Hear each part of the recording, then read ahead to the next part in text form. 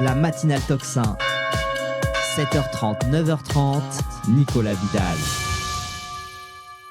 Nicolas de Lambert-Théry, comment allez-vous ? Écoutez, vous me prenez au réveil, mais ça va. Bon, ça va, je vous vois dans l'image, vous avez un petit café, vous avez raison, mais ne vous inquiétez pas, je suis également au jerrycan de café, moi, ce matin aussi. Merci beaucoup, Nicolas, d'être là ce matin. Vous êtes journaliste correspondant en Hongrie et vous aussi, vous collaborez à nos amis de TV Liberté, à qui on passe le bonjour, bien entendu, Marshall Bill, Elise Blaise et toute l'équipe, qui font un travail aussi remarquable. Je vous ai appelé ce matin parce que je voulais qu'on parle ensemble et surtout vous donner la parole pour savoir ce qui se passe en Hongrie, parce qu'il y a quand même un remue-ménage au niveau du gouvernement de Viktor Orban qui est assez peu commun, sachant que Viktor Orban est la personnalité politique la mieux élue d'Europe. Qu'est-ce qui s'est passé ? Ça a trait à un scandale de pédocriminalité, hein, c'est ça, Nicolas Lambert-Théry, hein ? Absolument. Donc là, on a eu 15 jours assez agités en Hongrie. Ça a commencé maintenant il y a un peu moins de 2 semaines. Ouais.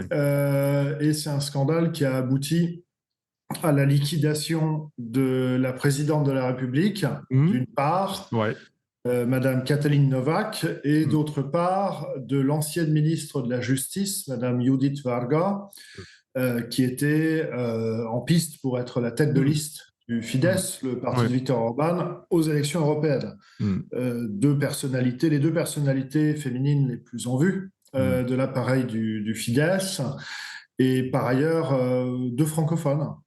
Très accessoirement. J'ai eu l'occasion plusieurs fois de rencontrer Katalin Novák, donc je peux confirmer que son français est tout à fait opérationnel. Il est presque aussi bon que mon hongrois. Voilà. Mais blague à part, non, je déconne. Mais je passe quand même à la télé hongroise, donc je parle le hongrois. Et toujours est-il qu'il y a eu un scandale lié à une grâce présidentielle. Donc on parle d'abord, faut préciser, on parle vraiment d'une histoire sordide d'un foyer pour enfants à Bicske. Bicske, c'est une petite commune de 10-15 000 habitants à l'ouest de Budapest, à 30-40 km. Bon, c'est un petit bled, quoi. C'est pas un village, mais c'est une petite commune où le directeur du centre a commis un certain nombre, donc aux alentours à partir de 2010 ou plus tard, mais peut-être même avant, et sur un certain nombre d'années, un certain nombre d'agressions sexuelles sur des petits garçons. Donc, il est intéressé par les enfants de sexe masculin. Bon, c'est des agressions assez sordides et qui ont abouti. Ce qui a d'ailleurs fini par vraiment réveiller tout le monde, c'est lorsque l'une des jeunes victimes s'est suicidée. Voilà, donc on parle de fellation forcée dans les bureaux du directeur, de choses comme ça. Donc cet individu a reçu, je crois, 8 ans de prison, ce qui est d'ailleurs pas très élevé en fait. Et certaines personnes ayant été considérées comme ses complices ont également reçu des peines de prison, et notamment son sous-directeur. Donc on accuse le sous-directeur, lui n'accuse pas d'avoir fait quoi que ce soit aux enfants, aucune agression sexuelle ou physique ou autre, mais d'avoir couvert les agissements de son directeur, et notamment d'avoir fait pression sur certaines victimes pour rétracter leur témoignage. Lui, de son côté, a publié un texte il y a quelques jours dans lequel il clame son innocence. J'ai lu ce texte, c'est extrêmement long. D'autre part, j'ai vu le témoignage de certaines victimes qui affirment que cet individu a bien couvert le directeur par moment. Donc c'est une affaire assez sombre, déjà assez sordide, il faut bien le dire. Et donc le sous-directeur de cet établissement pour enfants a reçu une peine de 3 ans et quelques de prison. Et il y a eu un jugement en première instance, un jugement en appel. Il a fait un recours en grâce présidentielle. Et à l'occasion de la visite du pape en Hongrie en avril 2023, donc l'année dernière, c'est souvent une occasion pour laquelle les grâces présidentielles sont étudiées et validées. Cet individu a été gracié. Il lui restait 9 mois à tirer. Donc et au demeurant, il était déjà plus physiquement en prison, mais il était dans un centre de réinsertion de semi-libre. Donc sa peine a été écourtée, mais bon, on ne peut pas dire qu'on ne parle pas de quelqu'un qui avait pris 20 ans et qui a été littéralement sorti de la prison. Néanmoins, l'une des difficultés, c'est que les grâces présidentielles en Hongrie ne sont pas publiques et les motivations ne le sont pas non plus. D'accord.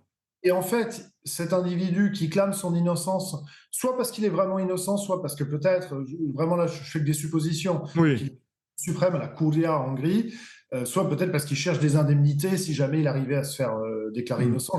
Vraiment, je l'ignore. Je refuse de me prononcer. Comme il a fait un recours à la Curia, donc la Cour suprême, il a fait mention dans son recours de son amnistie. Et c'est à partir de là qu'il y a des gens qui ont oui. les documents et qui ont pris connaissance du fait que M.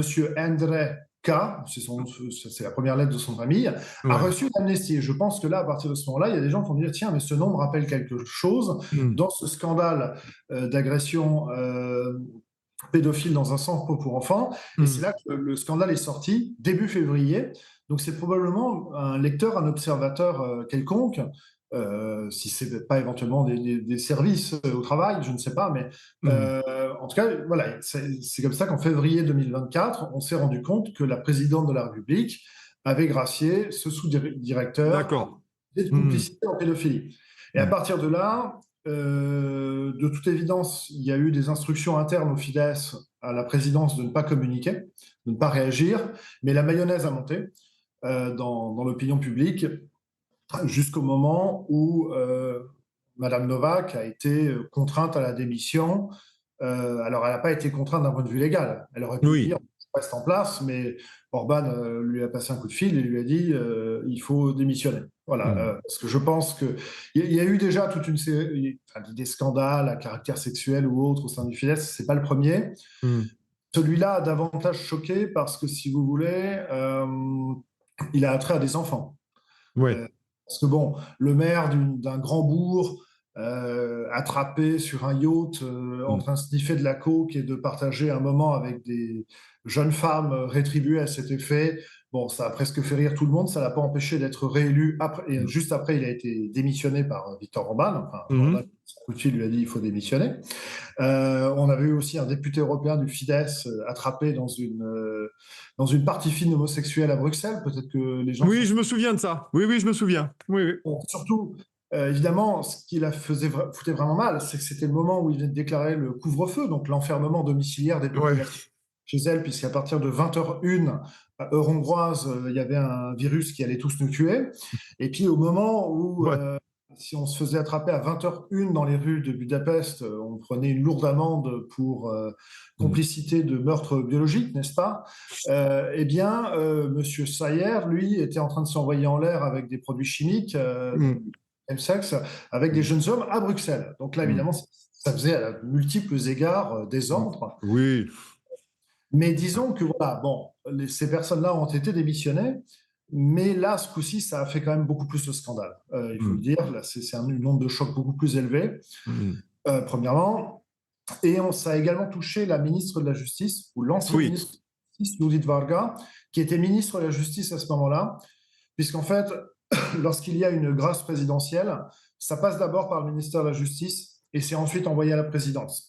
Si on a bien suivi les événements, la ministre de la Justice n'a pas validé n'a pas signé la demande de grâce. La demande de grâce est ensuite montée au palais présidentiel. La présidente de la République et ses équipes ont fait le choix de signer, de valider cette demande, et ensuite c'est retourné au ministère de la Justice. Il n'y a pas légalement de contrainte à signer, mais c'est arrivé une fois en 30 ans que le ministère de la Justice ne contresigne pas une grâce présidentielle, et auquel cas je crois d'ailleurs dans ce cas-là que ça peut la remettre en question. Oui, Nicolas, c'est comme la valise nucléaire, il faut 2 clés. Hein. C'est pour ça, il faut prendre 2 clés pour l'ouvrir, c'est ça? Voilà, c'est un peu ça. Et donc, ce qui s'est passé du coup, c'est que la ministre de la Justice n'a pas signé le recours et ensuite, ça lui est revenu. Peut-être aurait-elle dû, évidemment, je suppose qu'aujourd'hui, elle va certainement avoir cet avis, Madame Varga, mais toujours est-il que elle a un peu contresigné sous la contrainte, sous une contrainte relative, mais voilà, en tout cas, ce qui est sûr, c'est qu'initialement, elle n'avait pas envie de signer. Mais Viktor Orban a dû estimer, pour des raisons diverses et variées, que la tête de la présidente de la République, ce n'était pas suffisant, et qu'il fallait aussi que Mme Varga démissionne de ses fonctions de parlementaire et ultérieurement de tête de liste du Fidesz, probablement parce qu'en fait, sinon, ça aurait pourri la campagne, puisque vous avez une tête de liste que vous accusez d'avoir signé en tant que ministre de la Justice une amnistie vis-à-vis d'une personne condamnée pour des actes liés à la pédocriminalité. Évidemment, ça fait particulièrement désordre. En plus, il faut le dire, Nicolas, merci d'être là ce matin en duplex de Hongrie. Il faut le dire, Judith Varga, c'était une pièce forte du Fidesz de Viktor Orban, celle qui se battait sur tous les dossiers européens, notamment sur les accusations, vous savez, sur les sanctions, vous saviez mieux que moi, de l'état de droit, qui a été imposée, qui a été une pénalité qui a été prononcée par Bruxelles. Donc en plus, c'est vraiment une pièce forte du pouvoir Orban. Oui, tout à fait. C'est sûr que là, le week-end dernier, le Fidesz, comme je vous le disais, a perdu ses deux plus grandes figures féminines.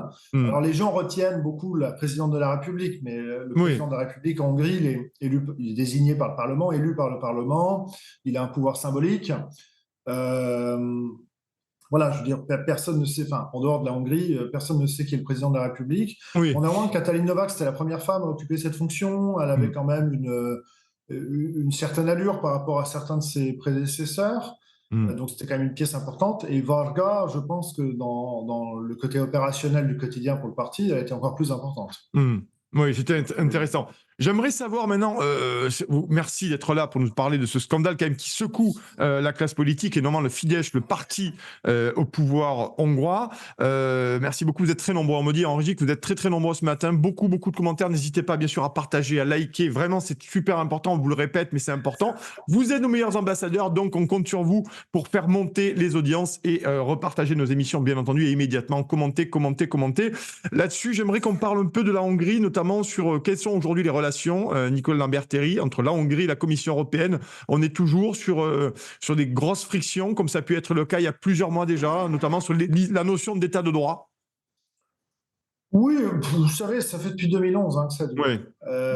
Il faut se souvenir de 2011, lorsque la Hongrie, pour la première fois, en tout cas sous la direction de Viktor Orban, occupait la présidence, assez symbolique de présidence de l'Europe ou présidence du Conseil européen. Il y a tellement de noms, même moi qui suis spécialisé là-dedans et qui bossais au Parlement européen, je finis parfois par m'en mêler les pinceaux. Il y a Wikipédia qui m'aide parfois à retrouver les bons termes, mais ça avait donné lieu à une joute verbale assez mémorable entre Viktor Orban et Daniel Cohn-Bendit en 2011. Voilà, parce que batiner pédophilie, il faut continuer. Si vous voulez, en plus, la Hongrie va occuper la présidence de l'Union européenne à nouveau sous Orban pour le deuxième semestre 2024. Donc, ça fait de toute façon depuis 13-14 ans que cette histoire dure. Et bien évidemment qu'il y a des choses qui sont tout ou partiellement dysfonctionnelles en Hongrie. Je ne vais pas vous dire que l'herbe est toujours plus verte chez le voisin. Puis une fois que vous avez passé la clôture du voisin, vous voyez bien qu'il peut y avoir des bricoles qui sont pas... Ils sont surprenantes, mais ce sont des accusations qui ont un caractère strictement politique et idéologique. Je veux dire, quand on m'explique en Hongrie, la façon dont les médias sont régulés, je veux dire, quelqu'un a vu comment fonctionne le CSA en France. Oui. Et l'ARCOM, la fameuse ARCOM d'ailleurs. Oui, alors le CSA maintenant. Oui, mais non, c'est l'ARCOM, mais bon, c'est du pareil au même. On en parle, je veux dire, en comparaison, en Hongrie. Moi, je peux me balader, c'était d'ailleurs un slogan de l'opposition à l'époque. Orban est un connard. Désolé pour les gros mots, mais c'est. On est sur si je traduis littéralement. Puisqu'en fait, c'est un ancien oligarque qui était très proche d'Orban et qui ensuite s'est fâché avec lui en 2015, qui a d'ailleurs viré tous les journalistes pro-gouvernementaux. Il en a viré des centaines en une journée. Ça n'a fait hurler personne. Je parle d'un événement qui date de février 2015 et de l'oligarque Lajos Simicska, pour ceux que ça intéresse d'aller fouiller dans les archives. Et il avait donné un entretien pour dire Orban est un connard. D'accord. Je cite les mots. Et c'était devenu un slogan, puisqu'ils avaient repris donc O pour Orban, Egg, donc 1 avec le chiffre 1, et G étant la première lettre de ce mot grossier. Moi, je peux me balader dans les rues si ça m'amuse avec ce t-shirt. Il ne m'arrivera rien. Vous faites la même chose en France, cher monsieur, eh bien, vous pouvez être amendé par la maréchaussée pour injure au chef de l'État. On a eu des gens qui ont été en garde à vue pour avoir mis des banderoles à leur balcon qui étaient manifestement pas pour le pouvoir macroniste. Donc vous avez raison de noter la différence. Et les casseroles, je ne parle même pas des casserolis. Hein. Voilà, donc si vous voulez, c'est relatif. Bien sûr qu'il peut y avoir à la marge des choses qu'on a à critiquer sur le fonctionnement de la Hongrie, sur les méthodes de gouvernement de M. Orban. Il n'y a pas de problème. Mais les argumentations sont strictement politiques. J'en tiens pour preuve que là, ça y est, le gouvernement polonais a changé. Oui. Voilà, M. Tusk est revenu au pouvoir.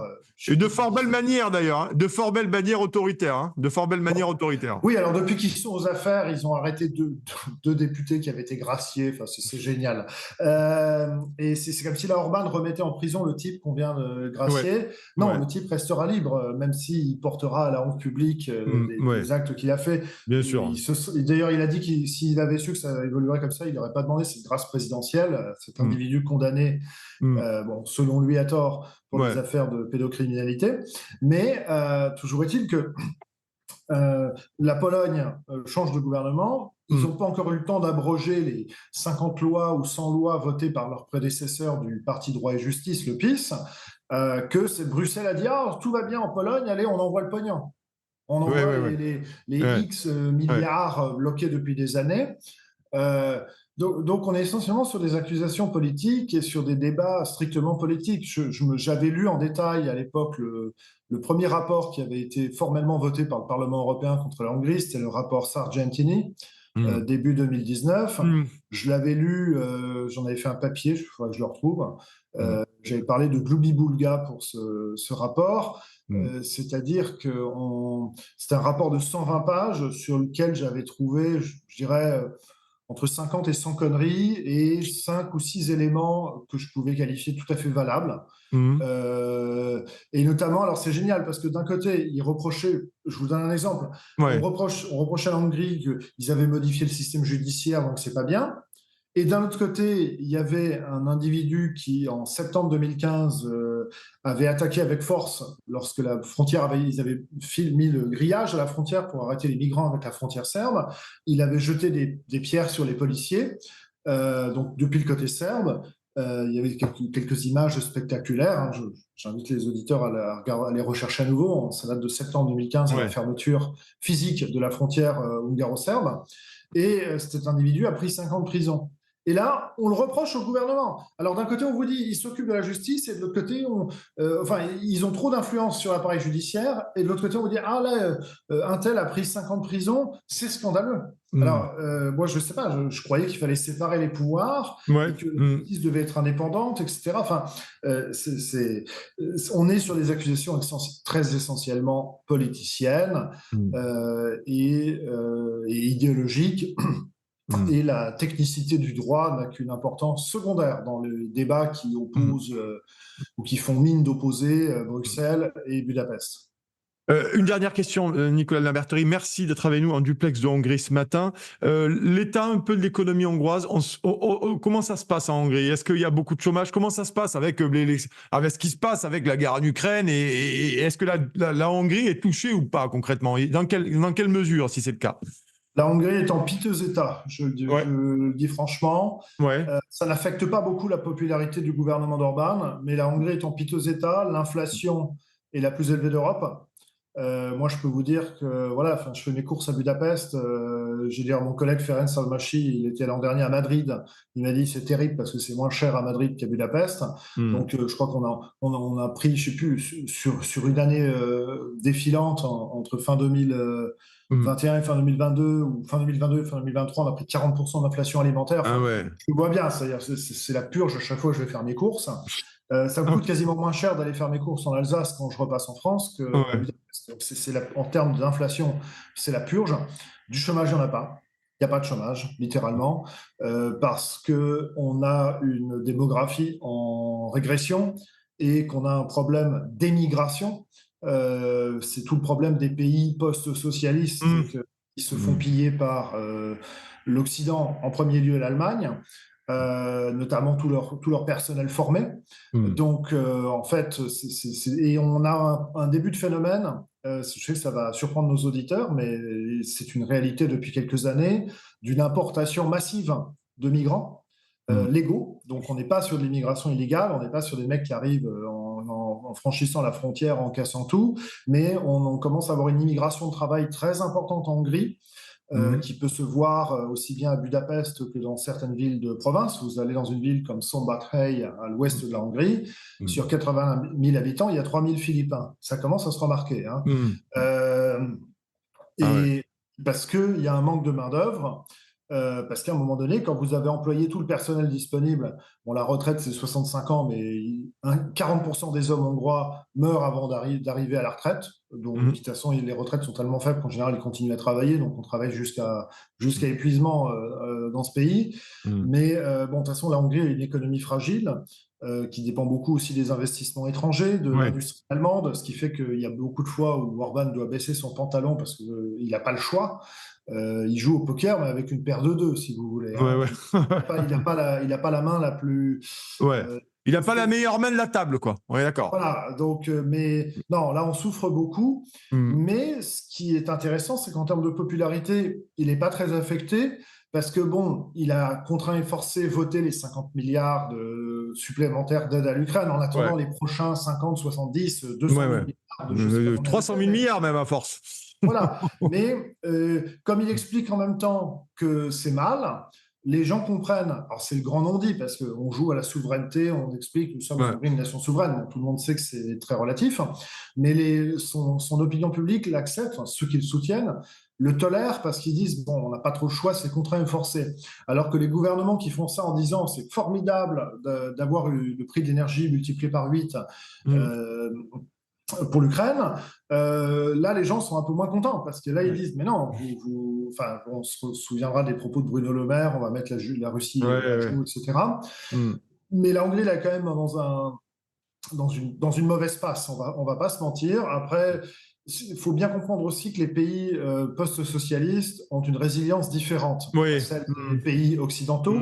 Parce que, pour que les auditeurs comprennent bien, depuis 1900, dans le post-45, après le second conflit mondial, en France, il y a l'idée que voilà, il y a une atomisation dans la société, mais en contrepartie, et c'est ce qui est en train de s'écrouler en France, si vous travaillez correctement, de façon honnête, que vous payez vos impôts, il vous restera assez pour vivre, pour progressivement acheter, même si vous êtes ouvrier, vous aurez votre épouse, votre petite maison, votre jardin, et de quoi vous occuper de vos 2 gosses, ou 2 ou 3 gosses. Ce confort-là, ce niveau de confort n'a jamais été atteint dans les pays post-socialistes. Donc, en fait, ils n'ont jamais, en particulier à la campagne, abandonné le potager ou les petites activités à côté, les petites bidouilles pour joindre les 2 bouts. Donc, du coup, ça crée d'une part un état d'esprit, parce qu'en France, il y a vraiment des gens qui sont en train en particulier les plus jeunes générations, qui comprennent qu'elles vivront beaucoup moins bien que leurs parents et qui bossent et puis qui n'ont pas de quoi finir le mois, et ça crée un effondrement en premier lieu psychologique, c'est-à-dire vous bloquez, vous dites comment je vais gérer ça, et en Hongrie ils ont l'habitude de surmonter les catastrophes, en Hongrie ou en Pologne, etc., en Russie, dans tous ces pays-là.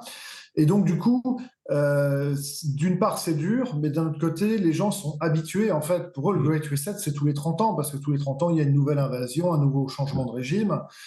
Pour eux, le Great Reset, c'est une fois tous les 30 ans depuis 500 ans.